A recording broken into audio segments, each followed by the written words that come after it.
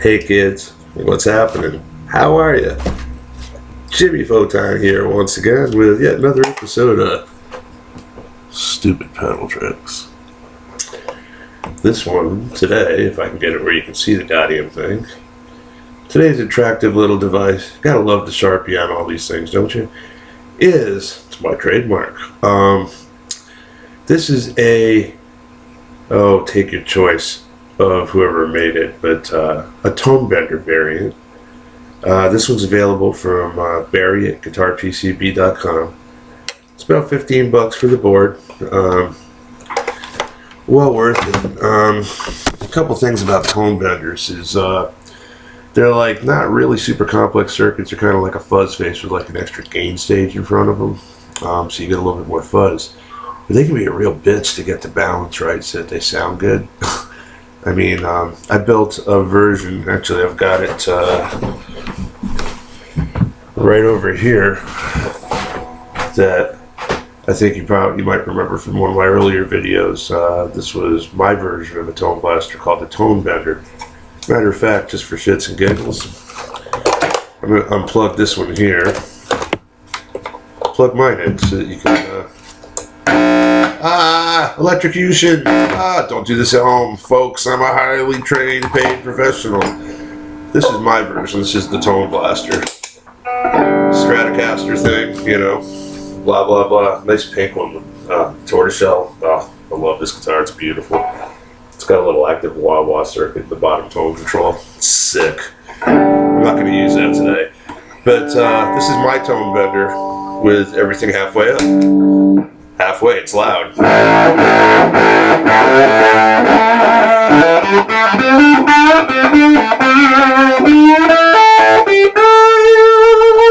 Like me, very loud.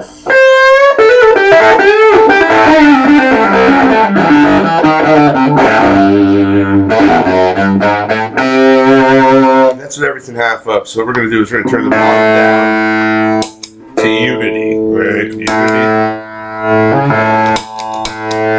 I made this expressly to be really freaking loud because you wouldn't believe how loud some of the people I've played with over the years have been. Sometimes it's good to have a boost as well as a fuzz. But anyways, there's that, you know, it's very much in the fuzz school. At least mine is. Okay, now mine's a hybrid. It's, the first stage is germanium, I think. I don't even remember. It's been so long since I built the freaking thing. But it's germanium and silicone. So it's got more of a almost big muffy kind of sound. I'm going to crank the distortion full blast on it. Just makes it a little darker. Still a lot of distortion. But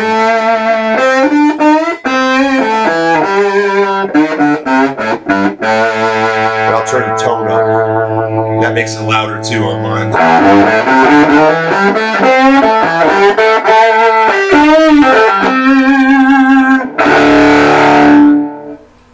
Pretty sick pedal, but it's not a classic sounding tonebender.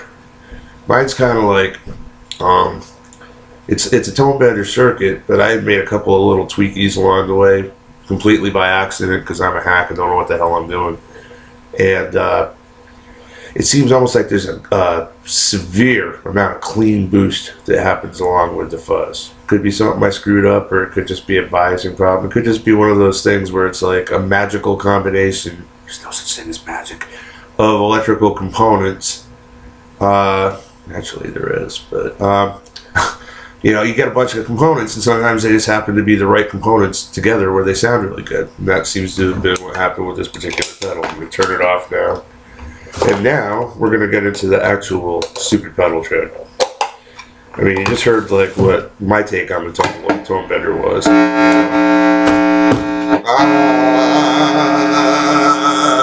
Fooled you, huh? I didn't think so. Plug it back in. Alright. Now, the guitar PCB tonebender. Wiggle my mousy thing around so my stupid computer doesn't go to sleep during the stupid pedal trick. And we're going to pop this puppy on. Nice blue LED, so it looks cool. I like blue. Everybody uses blue these days. Ever since, I think it was Bob Keeley started that. Now it's like, blue LEDs used to be hard to find. Now they're like, you know, 2000 for $1 or something. Anyways, so we're gonna start off with this thing here about unity gain, which is about halfway up. This circuit. What's great about this circuit, again, this is the pumped up tonebender from guitarpcb.com. I'd imagine you'll be able to get it from mammoth.com as a complete kit. But Barry also sells like the pre-matched transistors and all that crap on his site. Matching transistors can be a pain in the ass. I mean, if you have a multimeter, yeah, you can match them for like, you know, HFE or whatever, but that doesn't tell you about the leakage. Leakage is the important thing with germanium, because germanium, when they get too hot, they run away. The gain keeps going up and up and up and up until the computer actually, not the computer, wait, until I've been on the computer too much, until the transistor actually reaches cutoff. It actually stops producing sound. Conversely, a germanium transistor, if it gets too cold, like here in Connecticut where I live, they start sounding like a really bad buzz box, like just farty kind of nasty fuzz. It's not very musical unless you're looking for that kind of sound. I actually carry a hairdryer in my gig bag for when my fuzz face is acting like that. And then that way there I can go and blast it with some heat if it gets too cold. Usually I don't have a problem with the temperature being too hot for it. But on a couple occasions where it has run away, I've actually stuck it in the fridge, you know, during breaks at a club, which is ridiculous. But anyways, this here is different from the standard tonebender. The tonebender by nature is a PNP circuit, which is a positive ground. That means the case of the pedal is actually hot for all intents and purposes. And it's backwards for most other pedals. I mean, like if you were to run, if you run it on its own power supply or with a battery, you're fine. Okay? If you try to run this in a daisy chain, like with a one-spot power, you know, power wall wart or whatever, with like standard everyday pedals like Boss pedals and things like that, you will have problems, because what it'll do, it'll short your power supply out. It's literally backwards for most pedals. So what Barry and Toneman and Bruce and the folks at Guitar PCB did was they took the tonebender. They also did this with the fuzz face. I haven't tried that yet. I'm a huge fuzz face addict. I mean, I use that pedal every night, all night long, every time I play, you know. I mean, I turn it on at the beginning of the night. I turn it off at the end of the night. It's on the rest of the time. I turn my strap down when I want it clean and crank it up when I want it to scream. And it's almost never that I don't have a fuzz face on live. You know, even if I'm playing really clean, yes kind of stuff, the fuzz face is most definitely on. And that's how I'm getting the clean. Anyways, they won't run in line with regular power supplies. But a guy from Do-It-Yourself Stop Boxes and Visual Sound named R.G. Keen hipped everybody a few years back to these things called charge pumps, which are little integrated circuits. Has nothing to do with the audio. Its purpose is only to go, well, what a charge pump does in this application is you put 9 volts DC in with a center negative or center ground, okay? And what it does is it creates a bipolar power supply where you have positive 9 volts and negative 9 volts. So you can actually run the negative 9 volt side to drive a PNP pedal like this off an NPN friendly, you know, center negative power supply, like a regular everyday standard power supply. It doesn't have anything to do with the tone, because it's not, the guitar signal doesn't go through it. All it has to do is, by putting this chip in there, they make it so that you can run, it's like running the thing on the opposite power supply from what it is. The pedal's friendly. You can plug it in line with one of those little jumper things, like 6/8 jumpers on it, that everybody uses. You can run it in line with any pedals you want, and you don't have to worry about the problem anymore. Pedal still sounds the same. In fact, it's going to have a little bit more balls, a little bit more headroom, because instead of like having a 9 volt battery, which just, you know, will last for a long time in a fuzz face or tonebender circuit, don't get me wrong, but it doesn't sound the same. So if you're looking for a consistency to your distortion, this pedal sounds pretty much the same every time I've plugged it in since I got it. It runs germanium 2N404 transistors or what are in it. This one here I didn't build. This actually, the circuit board was built, pre-built by my friend Barry. So it's pretty much just stock. You know, he just wanted me to check it out and see what it sounded like, and I'm here to give it the 2 Pigster thumbs up. It's a great sounding pedal. It can play nice with any other pedals you put on your pedal board. And what a sound. Anyways, let's turn the guitar up a little bit. And we'll turn this on about halfway with attack or distortion control off. I mean, that's a riff. Oops. Classic germanium tone right out of the bat. Nice fuzz. Great sustain.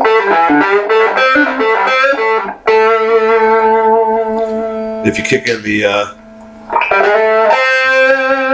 you can like notch it with the control on this particular guitar.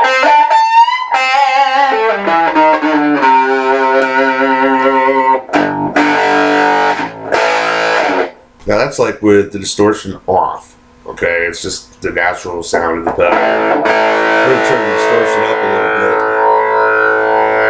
Turn it up halfway. It's a good starting point generally with most fuzzes, right?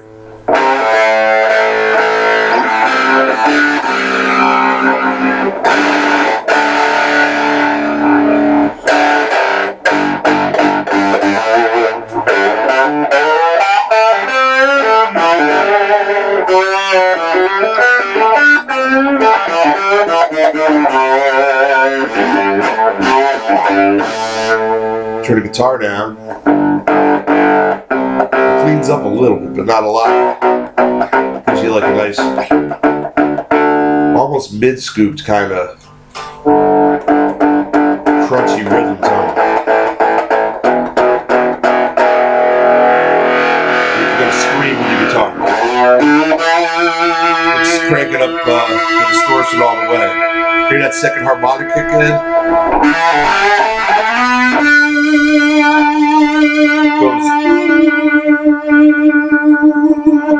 Boy, I can't sing, can I? Ooh, it's amazing I make money doing that sometimes.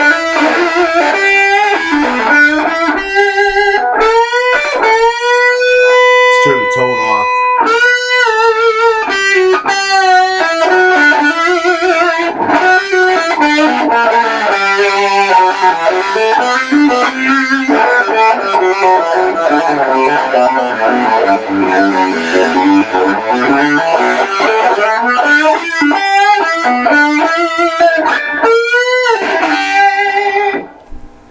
Now we'll turn the tone on.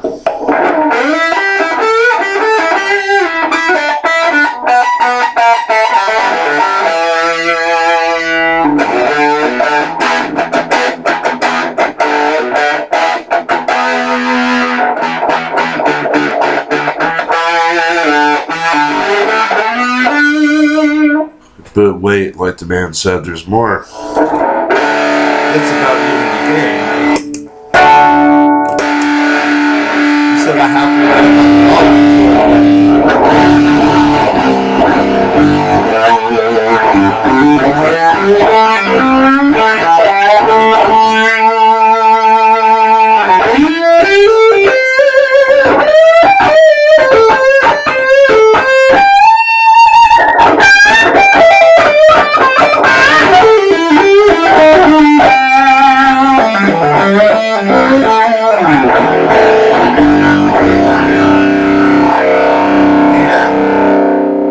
added bonus,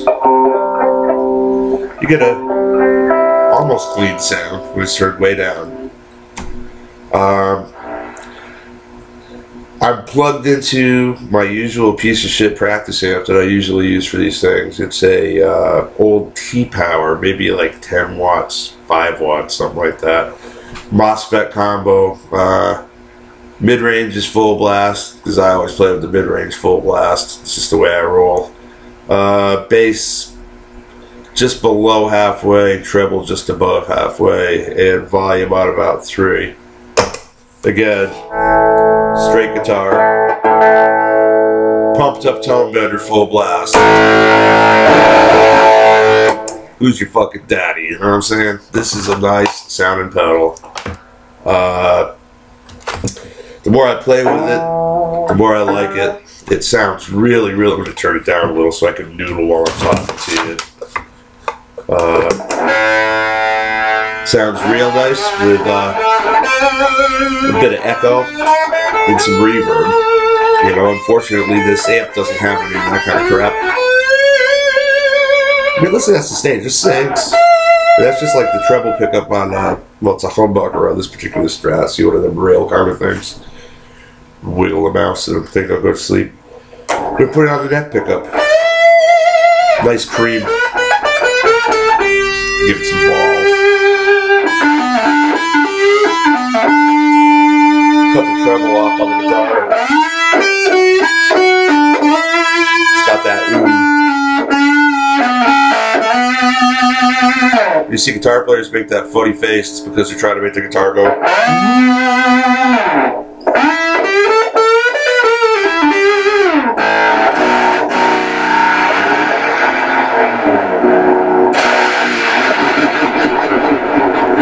I'm spanking it.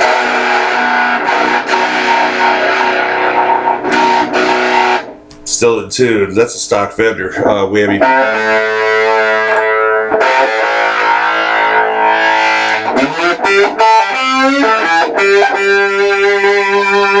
Get a lot of tones out of it. It's especially wah-wah friendly.